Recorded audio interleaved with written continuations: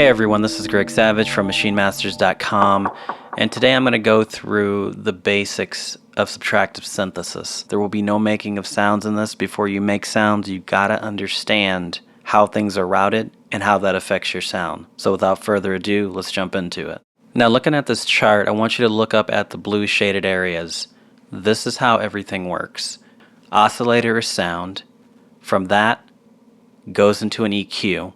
This is where you carve your sound. This is where you're crafting. From there, it goes to an amplifier. And then from there, it goes out into your speakers.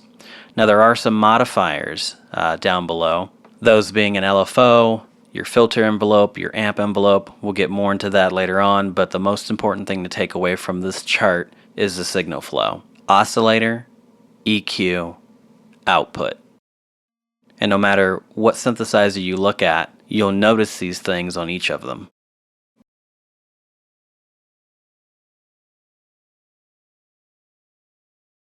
Now we're going to pull up Reason Subtractor, and if you don't have Reason, don't worry about it. Just follow along and just use your ears. I use Subtractor not because it's a better synthesizer, but because it's good for teaching. So you're going to see how this signal flow works, and I just want you to use your ears and listen to how things are being affected, and I'll explain some things along the way.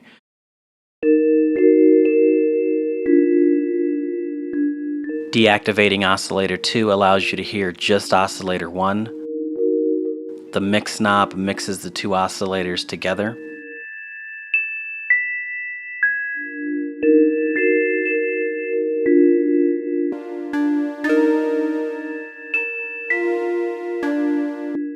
Listen to what's happening to the sound as I adjust the filter.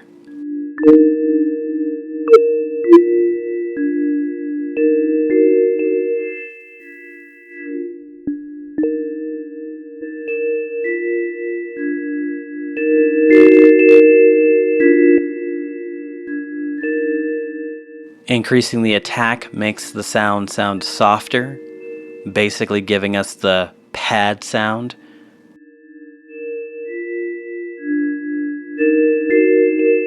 Reducing the release gives us plucks.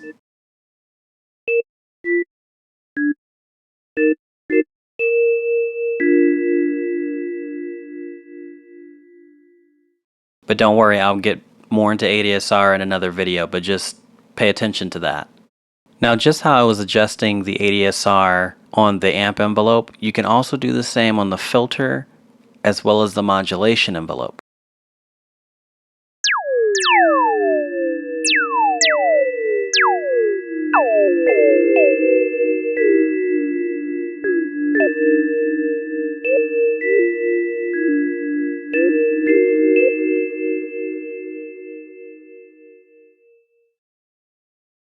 More on ADSR later.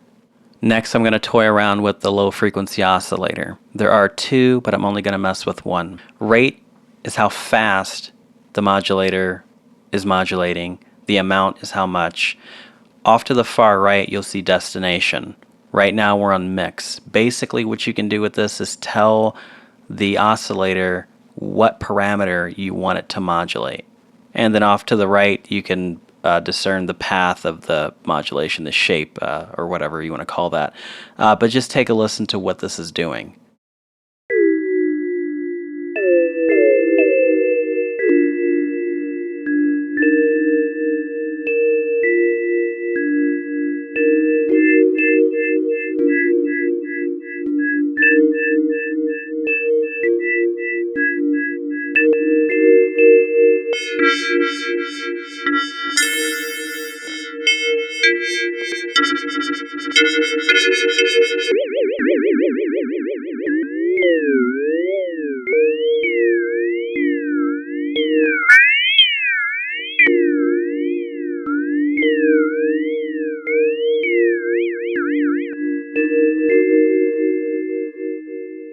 Then we have some global controls.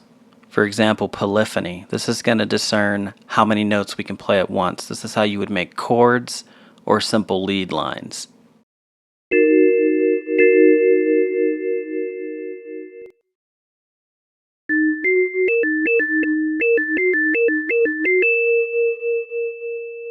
Next is portamento, and this is how long it takes from one note to get to the next note.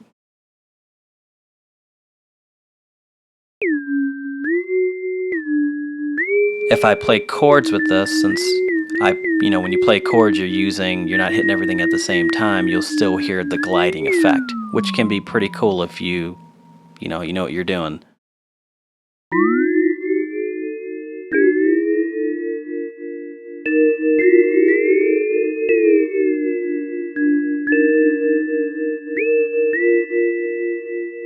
Then on your pitch bend, you can select the range, meaning how far, how high, low the pitch goes when you use the pitch bend.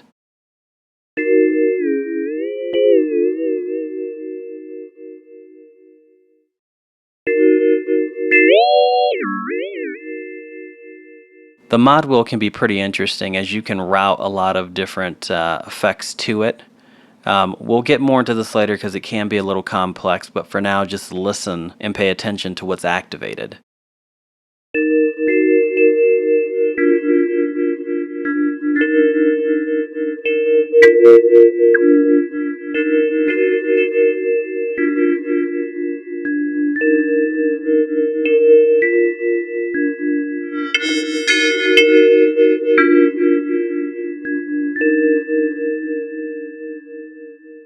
Alright everybody, I hope you enjoyed the tutorial. I hope you learned something.